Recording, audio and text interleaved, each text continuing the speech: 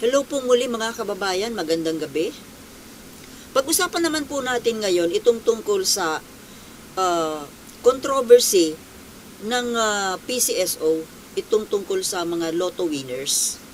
Na ngayon nga, mainit na pinag-uusapan dyan sa Senado. Sa totoo lang po, matagal ko na itong narinig, itong mga kalukuhan dyan sa PCSO, yung mga fake winners. Matagal ko na itong narinig sa in-expose ito ni Maharlika. Matagal na. At kapanipaniwala naman po, kapanipaniwala na nangyayari ito. Kasi unang-una, itong, ano ba yan, chairman ba yan? Diyan sa PCSO, itong si Mel Robles. Di ba, nag-donate daw ito ng 30 million doon sa presidential campaign ni PBBM. Na ngayon, siyempre hindi naman po tayo tanga sa mga galawan sa loob ng government. Na yung mga may pera, mga negosyante, mga taipan, mga mayayaman diyan, mga oligarchs, lumalapit talaga yan sa mga tumatakbong kandidato. Talagang nagdo-donate sila. In exchange of what? Totoo naman yan Sa totoo lang, hindi lang naman si PBBM ang gumawa niyan. Hindi lang naman ang Marcos. Lahat na kandidato. Kasi nga po, kalakaran. Yan na po ang kalakaran ng eleksyon sa atin. Kahit na nung panahon ni Duterte, sino ba ang mga lumapit dyan ng mga oligarchs? Di ba, mga bilyar? Malaki dinonate niyan, siguro. Hindi ko alam, hindi ko nakita. Pero kita nyo naman, ano ang kapalit? Di ba ginawang sekretary ng DPWH, yung anak, si Mark? Ano ang koneksyon ng DPWH sa negosyo ng mga bilyar? Di ba? Real estate, construction. I leave it to your imagination. Ngayon, ito nga pong tungkol dito sa Mel Robles na nag-donate. Sino-sino ba mga nag-donate dito sa ang mga, maraming nag-donate yan, hindi natin alam.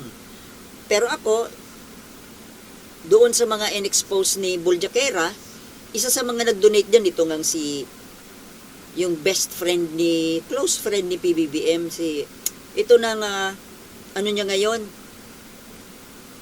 personal secretary ba yan? Yung si Lagdameo? Nag-donate din daw yan Anong kapalit? Yung posisyon. So, ibig sabihin, na wag nating i-demonize ang Marcos, dahil lahat naman gumagawa niyan. Hindi lang si Marcos, pating si Duterte, lahat. Lalo na yung mga tumatakbo ng the highest positions, national position, presidente, mga dyan sa Congress, sa Senado. Kasi nga may mga personal interest itong mga nagdo-donate na ito. Magdo-donate ka ba, maglalabas ka ba ng pera kung wala ka inaantay na kapalit? Natural meron. And we know that. At ito nga pong PCSO, itong Mel Robles na nag-donate ng, 30 million, na ang kapalit, itong PCSO na siya ang maging pinuno dyan. Na ngayon, ang nangyayari, yun nga may mga fake na winners. Alam mo doon sa mga nakaraang administrasyon, hindi naman po ito nangyari na ang dalas ng mga nananalo. Dati noon, nagtataya pa ako noon Nananalo naman ako. Ang pinakamalaking na kong napanalo is 500 pesos. Baliktaya. Pero kahit paano noon, may pag-asa kang manalo. Kasi yung bola ay totoo. Totoo ang nagdodraw. Totoo yung draw. Ngayon lang po ito nangyari na ganito na nakakaduda naman talaga nitong sa Marcos government. Ako po, Maka-Marcos ako ha. Marcos loyalist ako. Pero, hindi ibig sabihin na Marcos loyalist tayo, magbulag-bulagan tayo dito sa mga hindi magagandang ginagawa. Ngayon, itong PCSO, laro po ito ng mga mahihirap. Mga masa, yung mga nangangarap na yumaman kahit papano. Dahil wala silang pag-asa sa kahit na 10 man ang kamay nila na nagtatrabaho, habang buhay silang magtatrabaho, dahil hindi naman nga po pare-pareho ang mga skills and talent ng bawat isa, ng bawat tao. Iba-iba. May mahina ang ulo, may matalino, may wais, may tuso. Diba?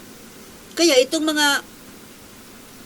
pong mga tao na nagtatataya dyan, kahit papano, umaasa naman sila sa awa ng kapalaran. Dati po yung mga nananalo dati na madalang pa sa patak ng ulan at maliliit lang naman yung pinapanalo. Hanggang, anong pinakamataas na nanalo noon? Hindi nga umaabot ng 500 million eh. Ang 100 million noon, napakalaki na. Mega jackpot na yon. At bibihira. Doon mo makikita na talagang yung bola is totoo. Totoo yung ginagawa. At doon talaga may pag-asa yung ordinaryong tao. May pag-asang balik doon sa mga taya niya. Pero ngayon, talagang may nangyayaring hocus-pocus dyan. May nangyayaring mekos-mekos dyan sa PCSO. At ito po, hindi ako naniniwala na walang alam dito ang Malacanang. Mahal na Pangulong BBM, sana naman po, tigilan nyo ito. Alam kong hindi kayo. Sabi, yung First Lady ay may pakanan yan. Mag-asawa kayo eh. Tigilan nyo po ito, sir. Maglagay kayo dyan ng isang honest na tao, yung walang, anong tawag doon? Nawala na tuloy eh. Yung walang mga personal interest, walang mga strings attached. Yung pala yung inisip, strings attached. Yung talagang totoong trabaho po. Alam nyo kasi, mahal na Pangulong BBM, gusto ko po na maging malinis ang record ninyo.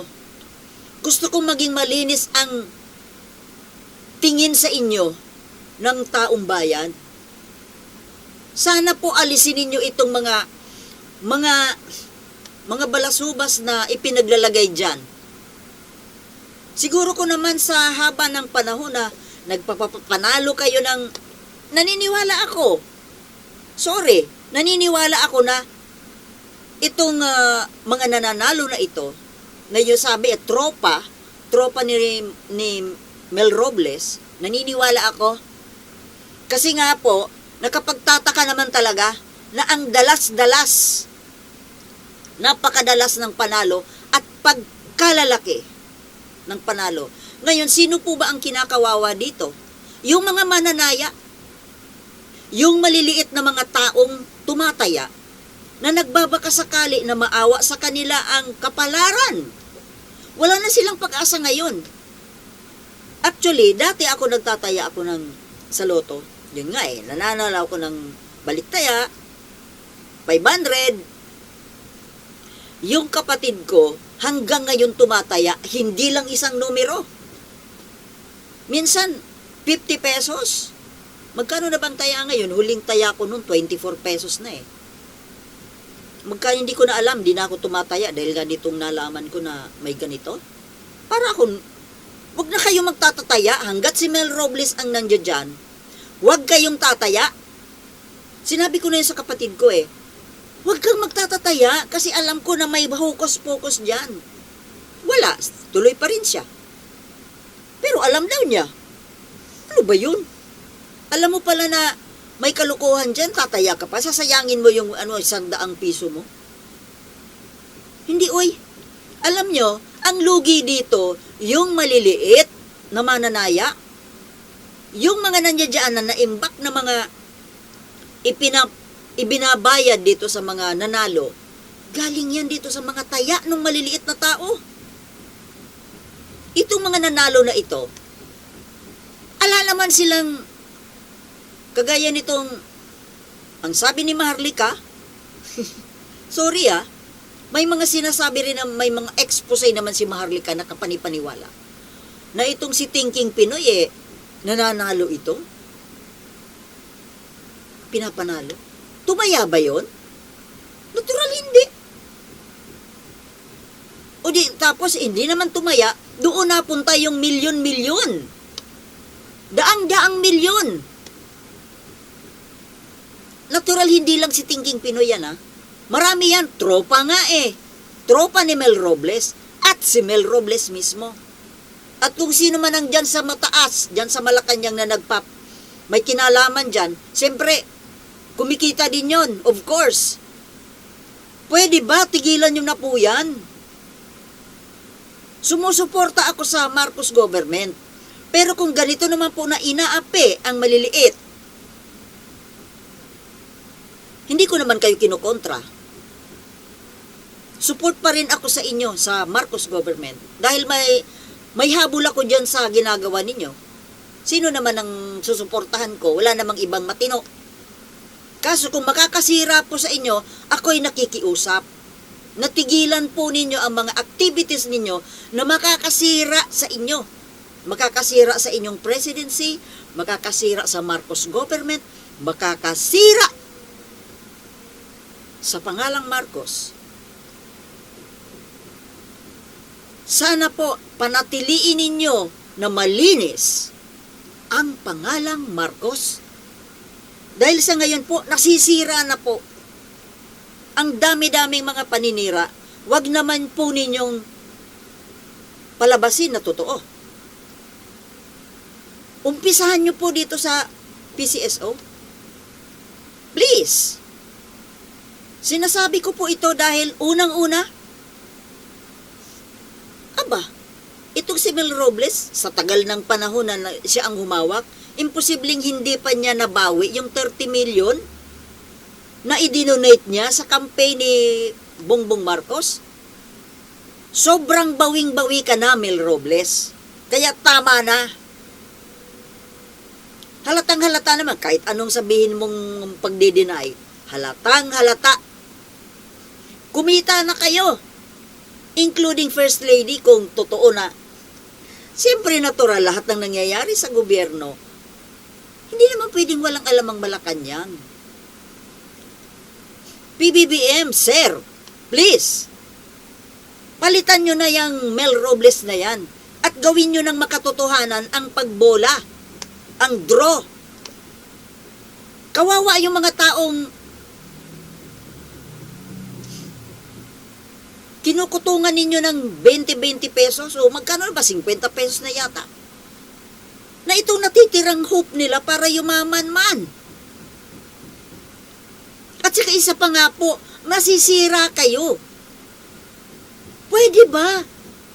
Maraming paraan para magkapera. Hindi kayo nakontento dyan sa sweldo ninyo? At saka, sa lahat ng mga narinig ko na mga mekos-mekos ninyong activities dyan, yung sa PCSO, kesyo yung mga smuggling, na parang totoo naman. Kasi mukhang kahit sinong umupo dyan na Pangulo nai-involve sa kung anong kalukuhan So what makes you different? Sana po tama na. Siguro ko naman sa haba ng panahon, 2 years, siguro ko nakaipon na rin kayo ng billions. Tama na. Okay na yan. After all, may binana naman kayo nga sa Apulacay. Kulang pa ba yun? Hayaan nyo naman na yung mga mamamayang maliliit ang kumita, ang yumaman. Nakabawi na itong si Mel Robles. Kaya pwede ba, Pangulo, mahal na Pangulo, palitan nyo na po yan. Dahil sobrang unfair ang ginagawa ninyo dito sa maliliit na taong bayan. Pinipirahan ninyo yung maliliit na mga pobre. Hindi ko lang alam kung magkano na. 30 pesos na ba? 25 pesos? Imagine 25 pesos, pambili na ng bigas yun. Itataya dyan sa loto, hoping na kahit paano manalo. Pero hindi Hinahakot ninyo. At ibinibigay doon sa mga dati ng mayayaman. Tigilan nyo na yan. Kaya tuloy, alam nyo, kung wala kayong ginagawang kalokohan dyan sa pamumuno ninyo, kung lahat lang kabutihan, hindi kayo masisira ang pangalan ninyo. Susuportahan kayo buong puso ng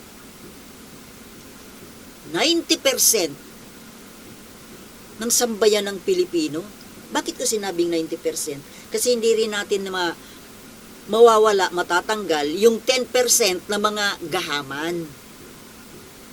Pero kahit paano, yung mga masa, yung mga marurunong tumingin ng magandang gawain ng isang pangulo, susuporta.